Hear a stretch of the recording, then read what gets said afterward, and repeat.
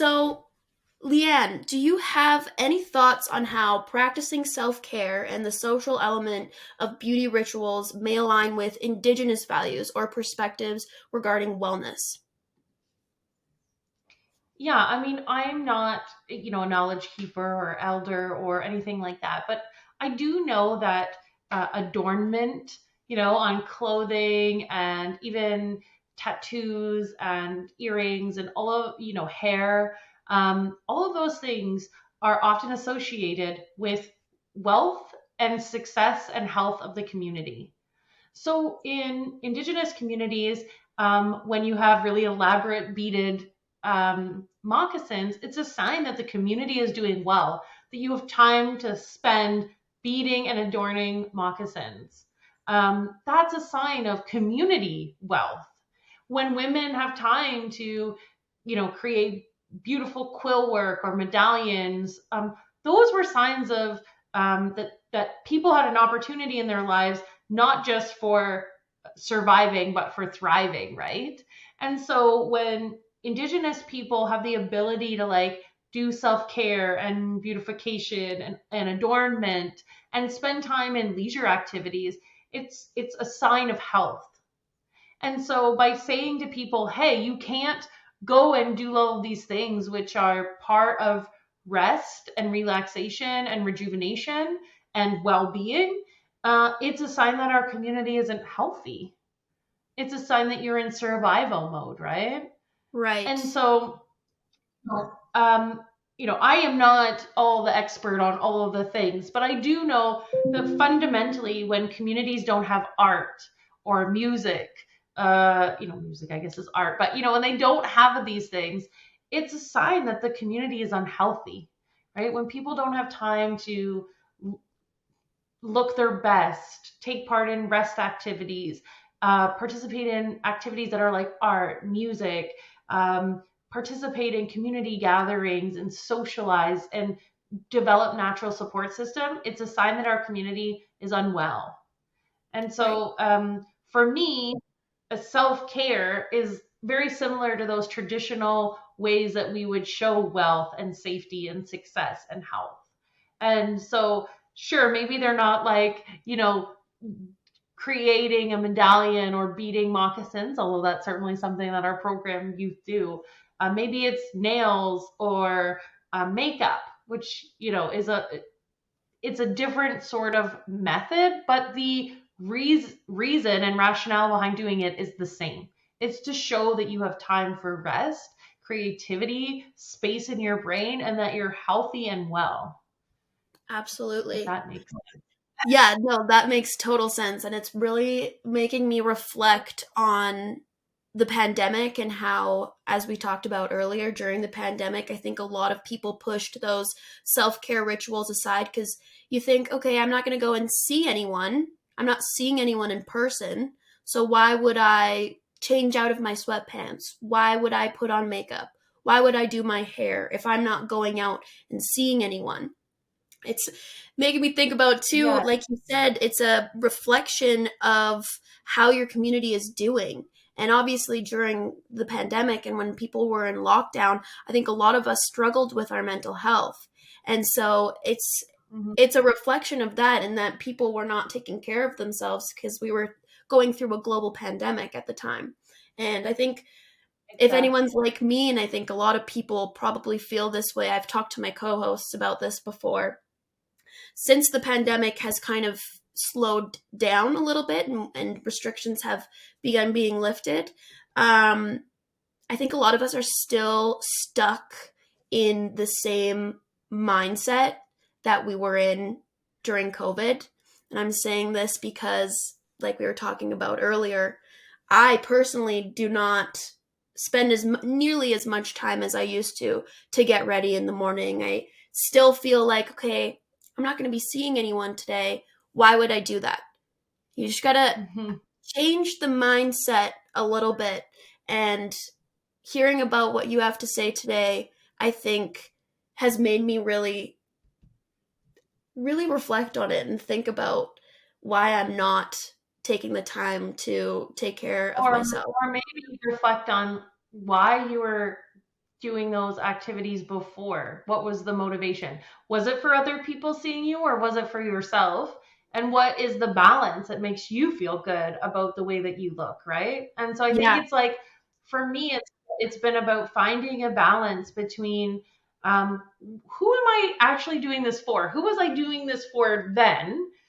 Why did I stop? If no one was going to see me, then I stopped. Was I really doing it for myself? And then what is the level of self care that I want to do for myself? Yeah. You know, what is the Yeah. amount of makeup I want to put on, or how often do I want to get ready? Who am I getting ready for? When do I need to do these activities? Like, started to question the intentionality behind my own self-care rituals a little bit, around who am I doing these activities for and who are they benefiting? And was that level of getting ready or doing all the self-care stuff serving me, or was it not serving me? And this makes it sound like I'm super mentally healthy, which I'm not sure is 100% the case. But it's I just think that, like, those are important questions to ask, right? Because Yeah. I was doing a lot of like getting ready and doing all of the things, and um, uh, and now then I stopped doing it completely, and that wasn't good either. So obviously, a part of like makeup and hair and all of those things wasn't for other people, but for me. Yeah. And so that it was Absolutely. important to, and it still continues to be important to figure out what the boundary is. Yeah. Yeah. Finding that perfect level. I think I've thought about this for a long time, like putting on makeup, getting ready. I think about that a lot more than the average person, I think. Like it makes me personally feel better to get ready, put on my makeup, have my nails done, and not do it for anybody else. I remember when I was younger, my mom would be putting on makeup and she's just like gonna hang around the house for the day or whatever it might be, or we're going to the mall and we're not gonna see anyone. And I remember being younger and being like, why are you putting makeup on? Like, we're not gonna be seeing anyone. Why does it matter? Like, you're already married to dad, so like why does it even Yeah. matter? And she's like, Bridget, I'm not doing this to impress anyone. I'm not doing this to, make people think that I'm any sort of like beautiful, or I'm not trying to persuade anybody to think anything of me. I'm doing this for me. And I remember as a young girl her saying that, and I'd always be like, what do you mean you're doing it for you? Like, you are you. You look the same. Like, I couldn't wrap my head around it until I got older, and until now during the pandemic and after, when I started to not take as good of care as I had used to of myself. And then I've been thinking about that a lot recently, about just what do I want to do so that when I look in the mirror, I go, okay, I like that. I like what I see. I love myself. It's not for anybody else. It's for you, Yeah. yourself alone. I used to have a friend who, And during the weekend, not even, sometimes for me, it's not even about what I look like at the end, which kind of sounds silly. Sometimes it's just about the process. yeah, yeah, Sometimes it's, for me, meditative, almost. Like, I hate to use the word meditative because I know meditation is its own practice, but there's something very like kind of relaxing about getting in the shower and doing the same steps. yeah, You get out of the shower, you dry your hair, you blow dry your hair, you yeah, curl your hair, you put the same makeup on in the same routine all of the time. And it's an opportunity to just do the steps. yeah, Sometimes it doesn't matter that I'm going nowhere, no one will see me. It's just a time for in the morning, usually in the morning, where I have a few minutes to just do the same thing. And it just feels good. Sometimes it has nothing to do with the end product. It's just that like routine. It's the yeah, routine, the ritual that yeah, can be very relaxing. And then moreover, reestablishing after the pandemic times where I go out with girls, women, girls, people that, I like, that share my same values, and we can talk about all the things. I was talking about, my grandma used to call them stitch and bitch, where you'd go and you take your sewing project or your crochet project and you would just talk with other women, and how Yeah. we completely have lost some of those activities.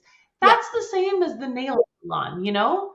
You can Yeah. go, you can blab about men or the weather or what's happening in your life, and you can get instant feedback from people around you that make you feel good and supported. And so it's like, yeah, I think it's like two parts of the beauty ritual: stuff that you're doing for yourself that are sort of internal, and then also just being around other women and building like social connections and bonds. And it's Yeah. important for men too. I mean, obviously we're talking about women here. That stuff's important for men too. Like, I think about my husband who was like, "Oh, I have a beard. I haven't been shaving." You know? And then he got into the routine again of like shaving and going and doing all of the things. And then he was like, I feel better when I'm just doing like my own ritual every morning. Yeah. Yeah. So It's it's not just, just for women, it's for all of us. yeah, it's just like how you have a morning routine when you get up in the morning. Maybe you go have breakfast and then you sit down with your coffee and you do a crossword. It's kind of the same thing as that. It's having those ritual steps that you do every day that keeps your life kind of structured. And it's been proven that having structure is good for you. I think people thrive with having a structured life and having these things that we can turn to every day, rely on every day, and know that, okay, when I get up in the morning, I'm going to have a shower, I'm going to do my makeup, I'm going to sit and have coffee. Like, when I'm going to sleep at night, sometimes it excites me to think about the next day, about getting up and having my cup of coffee. It's honestly like sometimes quite exciting. Or sometimes I'll go to Starbucks in the morning, and because I work from home, it's a nice ritual that I have where I get to get out of the house, listen to a podcast for like 20 minutes, and even just going to Starbucks and talking to the people that work there, I'm like, oh, it's nice. I'm having a little social connection right now. Um, it's a nice little ritual that makes me kind of excited, like, to do it. I don't know. Something about having that Totally. structure, having those things that you can rely on and turn to. It's nice. It's, yeah, it's relaxing, like you were Yeah. saying. It's more than nice. I think it's fundamental. I think Yeah, it's fundamental to do those things, you know? absolutely. And it's it's relatively simple, but also difficult, you know? Hmm. It's simple yet challenging to Yeah, do, because I think often those things that we're talking about, like going to get coffee, is seen as selfish.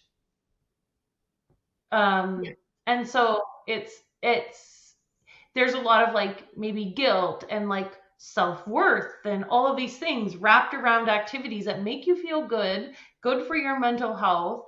And but because they're primarily focused on women, I think get a lot of criticism yeah, uh, around them being not important and not seen as yeah, self-care, like yeah, guys' night or locker rooms or man caves. Those are all seen as like important to men having good mental health and like building relationships and bonds and all of those things.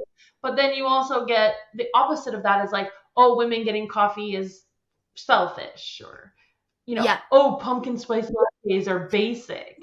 Yes. And like all of these things have a negative Yeah, connotation, but have similar equivalents that don't have yeah, those. It's like makeup is this or that or whatever, um, but they're fundamental to yeah, people's mental health. yeah. And it's entirely based on, I would assume, traditional roles that men have traditionally had and women have traditionally had. And like you were saying, it's a very sexist ideology, essentially. Like, what men do to keep themselves mentally well and connecting with their friends is somehow more cool, and it's like hanging out in a Yeah. man cave, going to a bar with your pals, watching the hockey game with your buddies is seen as like, oh, this is cool, like, go have fun and do that. And then women, if they're doing what would be considered the equivalent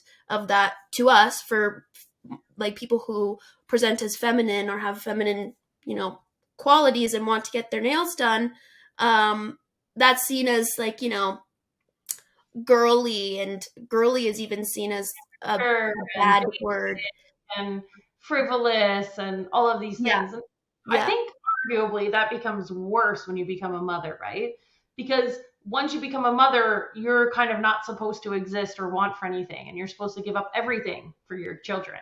yeah. And And if you're going out and getting your nails done, like, oh, well, who's at home taking care of your children? Yeah, but then the guys can go out and watch the hockey game and no one's going to ask them about who's taking care of their kids.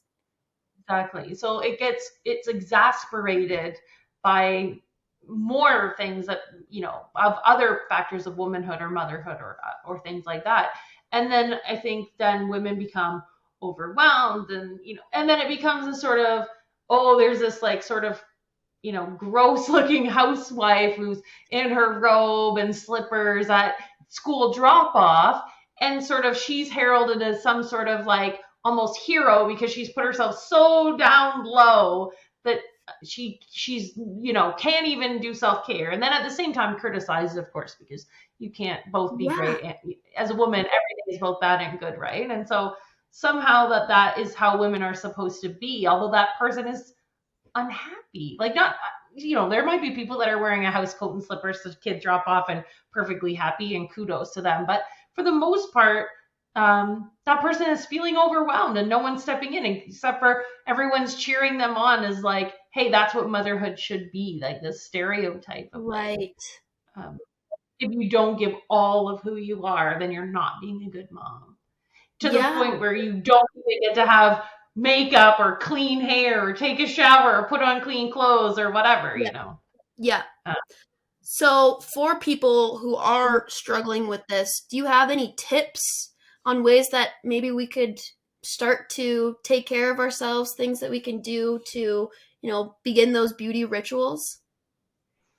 I would just like, I think the easiest way is just to start of like, what is it that makes you feel good? Like a little bit of an analysis on like, maybe what did you do pre-pandemic that made you feel bad and what made you feel good? And like, and then just like experimentation, like, I feel like I'm like talking as if I'm some kind of like beauty expert, which I'm not, but or an expert on mental health, which I'm also not. But